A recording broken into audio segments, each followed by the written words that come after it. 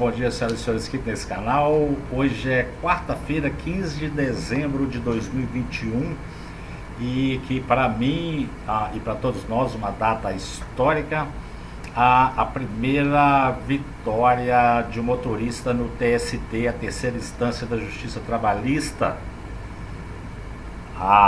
Eu fui o pioneiro, o primeiro a entrar com um processo trabalhista. No dia 30 de outubro de 2015, eu perdi em primeira, segunda e terceira instância por desconhecimento de quem estava julgando esses casos lá naquela época. Ainda hoje há muito desconhecimento com exclusividade nesse canal. Então, a matéria aqui do Migalhas, dando aqui essa notícia dizendo aí, maioria TST, maioria da terceira turma, vê vínculo entre motorista e aplicativo. Vou ver se eu consigo fazer uma live aqui, talvez amanhã, com o Dr. João Paulo, que é o advogado desse caso. Então, com exclusividade nesse canal, essa vitória aqui, mesmo que parcial, porque está 2-0 nas turmas lá, são 8 turmas, né, do TST. Essa é a terceira turma, cada turma com 3 ministros.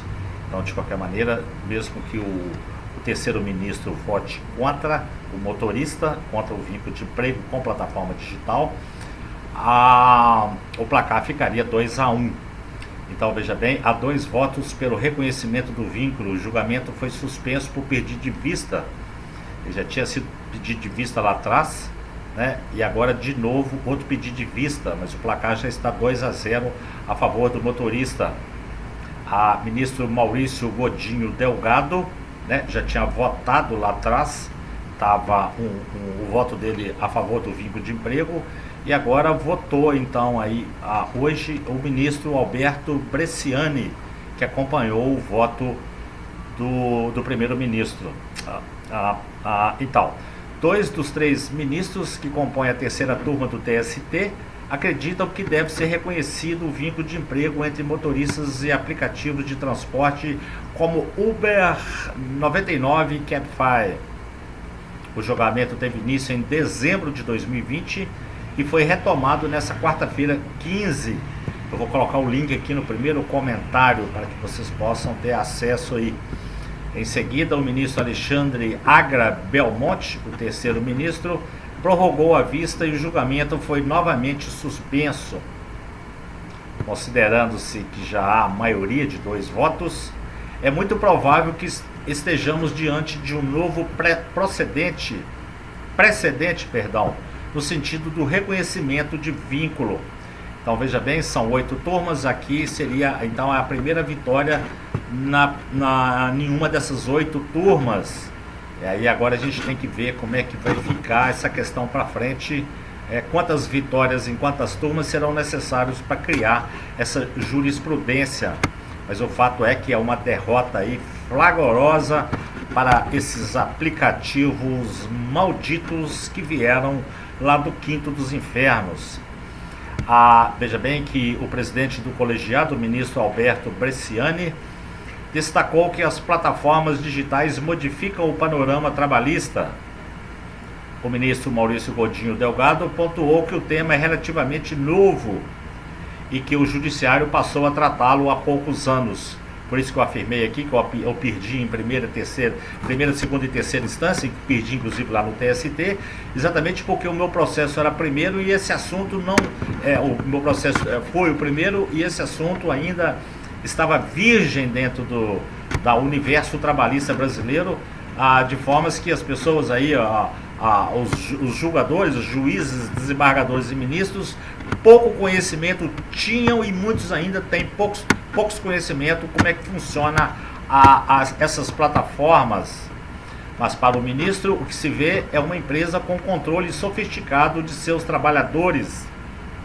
No caso, nós temos o que? Ele pergunta. Primeiro, uma pessoa humana executando um serviço de transporte de pessoas. Veja bem, e de outro lado, essa pessoa só consegue realizar esse serviço porque existe uma entidade empresarial gestora extremamente sofisticada, avançada, de caráter mundial, a qual consegue realizar um controle minucioso da prestação de serviço. esse controle é mais preciso do que o previsto originalmente na CLT. Estamos falando aí do algoritmo, né? Os motoristas de aplicativo são fiscalizados permanentemente através do algoritmo, inclusive sua rota, o que está fazendo, porque sabemos que também que existem nessas plataformas conexão com satélites. Tudo funciona evidentemente via satélite, né?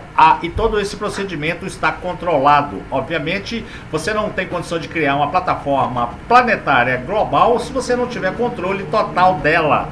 Imagina bem, né? Então, aqui é o seguinte, o ministro pontuou ainda que há uma segunda maneira de controle, que eu já citei aqui no meu canal, que é o cliente, né? O cliente assume o papel aí de gerente, ele fica fiscalizando o motorista dentro do carro, é o dedo duro que entrega o motorista lá na plataforma, mandando um e-mail lá e denunciando o motorista, né? Às vezes, muitas das vezes injustamente, o cliente podendo entrar em contato direto com a plataforma imediatamente no momento da prestação de serviço. Ou ele pode entrar dentro do chat ali, daí dentro do carro, ele vai mandando mensagem para o aplicativo e reclamando do motorista. Controle maior do que esse não existe, afirma o ministro.